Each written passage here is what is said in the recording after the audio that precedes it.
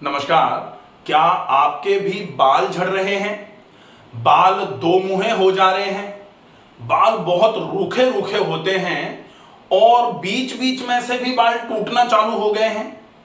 बालों के झड़ने की इस तरीके से व्यवस्था हो गई है कि आप नहाते हैं तो बाथरूम में बाल ही बाल, आप जहां कॉम्ब करते हैं, बालों को कंघा करते हैं, वहां कंघे में बाल ही बाल। ऐसी स्थिति अगर आपको हो रही है तो आप इस वीडियो को अंत तक देखें।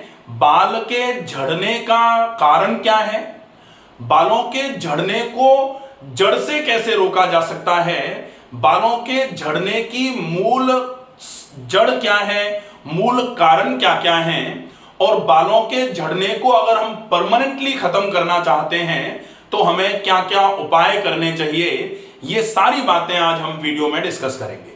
अगर आप चैनल पर नए हैं तो प्लीज आप इस चैनल को सब्सक्राइब भी कर लीजिए।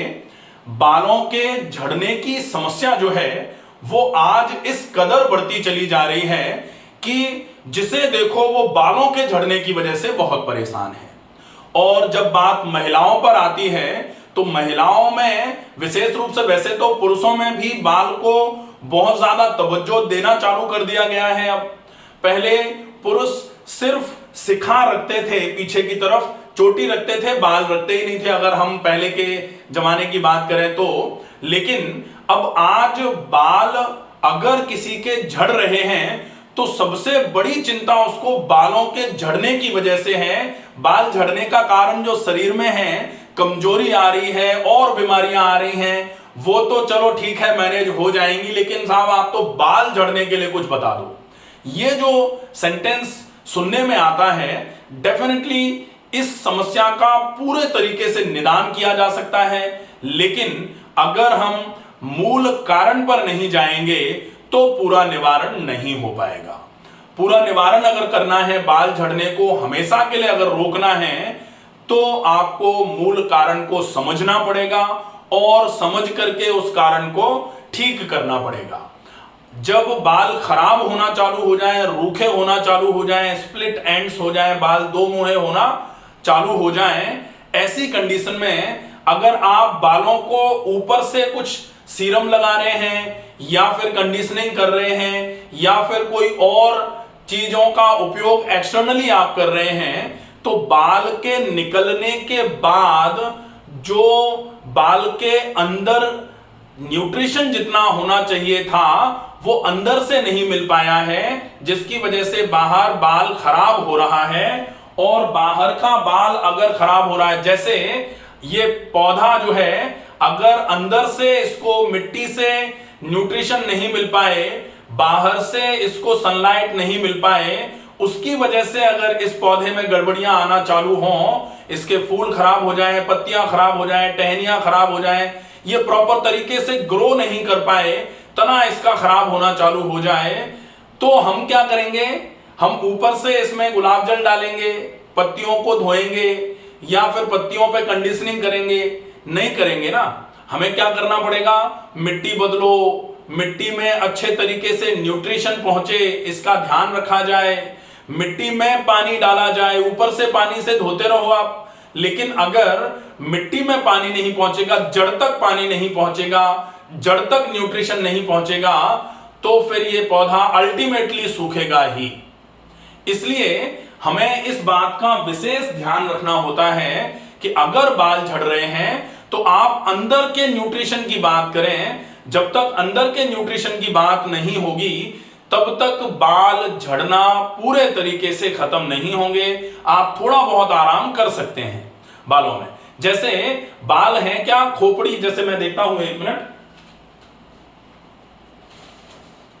ये है खोपड़ी, ये खोपड़ी है। अब हम देखें कि बाल अगर झड़ रहे हैं तो मूल रूप से जो ये, जैसे हमने इसको निकाल लिया, बाल तो इस पर चिपके हुए हैं ना, ऊपर की तरफ स्कैल्प से आए हुए हैं।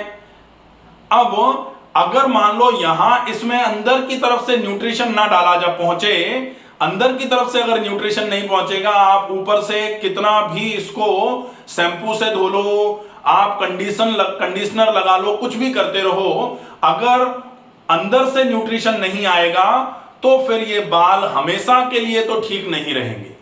हमेशा के लिए अगर बालों को ठीक रखना है तो बहुत आवश्यक होगा, आप इस समस्या का निदान पूरे तरीके से करना चाहते हैं तो समस्या के कारण को जड़ से खत्म कर दीजिए। और समस्या का कारण होता है अंदर से न्यूट्रिशन की कमी। तो जब अंदर से न्यूट्रिशन की कमी है तो उस अंदर से कमी होने की जो वजह है, जो अंदर से न्यूट्रिशन की कमी का कारण है, उस कारण को पहचानें। जैसे बाल सामान्य तौर पर तब ज्यादा झड़ना चालू हो जाते हैं जब कोई व्यक्ति बीमारी से उठता है। जैसे सामान्य तौर पर ऐसा देखा गया है कि टाइफाइड के बाद बाल बहुत झड़ते हैं। कहा जाता है कि टाइफाइड जब हुआ, टाइफाइड ठीक हो गया, अब बाल बहुत भयंकर झड़ रहे हैं, क्योंकि पोस्ट टाइफाइड जो वीकनेस है, टाइफाइड की बीमारी के ठीक होने के बाद जो वीकनेस आई है, कमजोरी जो आई है, उस कमजोरी में न्यूट्रिशन की कमी पूरे ही शरीर में हुई है। तो चलने में भी दिक्कत आ रही है, स्किन का भी टेक्सचर गड़बड़ हुआ है, आपको चलने में सांस भी भर रही है, कार्य क्षमता भी कमजोर हुई है, हमारा ध्यान उधर थोड़ा कम जा रहा है, लेकिन बाल झड़ झड़ के जो गिरते हैं उस पर सबसे ज्यादा ध्यान जाता है। ऐसे ही किसी भी और बड़ी बीमारी में, जैसे माल एब्जॉर्प्शन सिंड्रोम्स जितने भी होते हैं, माल एब्जॉर्प्शन सिंड्रोम्स का मतलब पेट की समस्या है, खाना पचता नहीं है, खाना शरीर में लगता नहीं है। अगर इसकी वजह से मल्टीपल डेफिशिएंसीज हो रही हैं, विटामिन डी की डेफिशिएंसी हो गई, विटामिन B12 की डेफिशिएंसी हो गई, उसकी वजह से जो कमजोरियां आएंगी, तब फिर जो बाल झड़ना चालू होते हैं, उन बालों के झड़ने का पूरा ट्रीटमेंट आप कर ही नहीं सकते जब तक आप इन कमजोरियों को दूर नहीं कर लेते हैं। तो कमजोरियों को दूर करने के लिए सामान्य तौर पर एक बात फिर से आती है कि जैसे ही शरीर में कमजोरी आती है, कमजोरी को दूर करने के लिए ज्यादा से ज्यादा ऐसा खाना जो ज्यादा न्यूट्रिएंट से रिच है वो देना चालू कर दिया जाता है। अब वो ओवर न्यूट्रिशियस फूड जो है, ओवर या फिर मान लो बहुत ज्यादा न्यूट्रिशन जिसमें लदे पड़े हैं, वो खाना हम खाएंगे, लेकिन अगर वो खाना पचा ही नहीं तो फिर वो खाना किसी मतलब का नहीं होगा हमारे लिए। इसलिए कमजोरी को दूर करने के लिए 3 विशेष बातों पर पूरा ध्यान रखना पड़ता है। पहला तो है सबसे पहले डिटॉक्स करना। तो बालों को अगर आपको अच्छे तरीके से मैनेज करना है तो सबसे पहले आपको अपने शरीर का डिटॉक्सिफिकेशन करना पड़ेगा। शरीर में जो विषाक्त पदार्थ जमा होते जा रहे हैं उनको निकालना पड़ेगा। दूसरे नंबर पर आता है वो खाना जो बहुत आसानी से पचना चालू हो जाए, बहुत आसानी से पचे, ताकि उस खाने के न्यूट्रिएंट्स जो हैं वो हमारे शरीर में लगें। तो इजी डाइजेस्टिव फूड, बहुत जल्दी पच जाने वाला भोजन, उसमें आप ज्यादा से ज्यादा फ्रूट्स ले सकते हैं, सैलड ले सकते हैं ज्यादा मात्रा में, या फिर इजी डाइजेस्टिव फूड में आप अगर चाहें तो वेजिटेबल खिचड़ी ले सकते हैं या फिर बॉइल्ड वेजिटेबल्स ले सकते हैं। इनका ज्यादा मात्रा में उपयोग किया जा सकता है। अगर आपका वजन कम है तो आप फ्रूट जूस भी ले सकते हैं। अगर वजन ज्यादा है तो फिर फ्रूट जूस लेने की बजाय फ्रूट्स का उपयोग किया जाए, इसका विशेष ध्यान रखना है। यह अगर हम करते हैं तो दूसरी चीज हो गई। तीसरा, जो न्यूट्रिशन हमने आपके पेट में पहुंचा लिया, अब पेट में पहुंचाने के बाद उसको यहां तक पहुंचना भी तो है, तो सर्कुलेशन बढ़ाना पड़ेगा। तो अब यहां क्या करना है, इंक्रीज सर्कुलेशन ऑफ ब्लड। तो इंक्रीज सर्कुलेशन ऑफ ब्लड, कैसे हम ब्लड सर्कुलेशन को इंप्रूव करेंगे?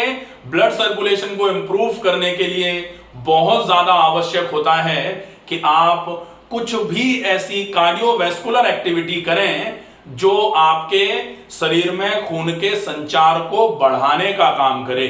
अब खून के संचार को बढ़ाने के लिए, जैसे लोग कहते हैं कि सिटिंग जॉब है, बहुत काम करना पड़ता है, टाइम नहीं निकल पा रहा है, व्यायाम नहीं कर पाते हैं, खाना भी जल्दी जल्दी में खाना पड़ता है, इतना भी टाइम नहीं है कि खाने को भी तसल्ली से खा लें, और फिर आप ऊपर से कुछ भी लीपापोती करते रहोगे, बाल सही नहीं होंगे।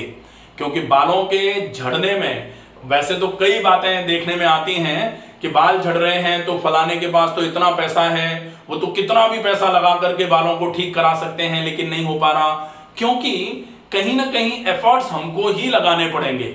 अगर हमारे एफर्ट्स बिना लगाए बाल बढ़ सकते होते तो फिर डेफिनेटली हम 4 लोगों को रख लेते जो हमारे लिए एफर्ट्स लगाते रहते और उसकी वजह से हमारे बाल ठीक होते रहते। ऐसा नहीं हो पाता है।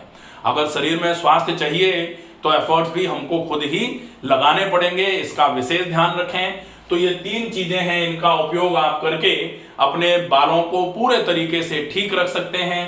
कार्डियोवैस्कुलर में आप अगर संभव हो जाए तो प्राणायाम करें।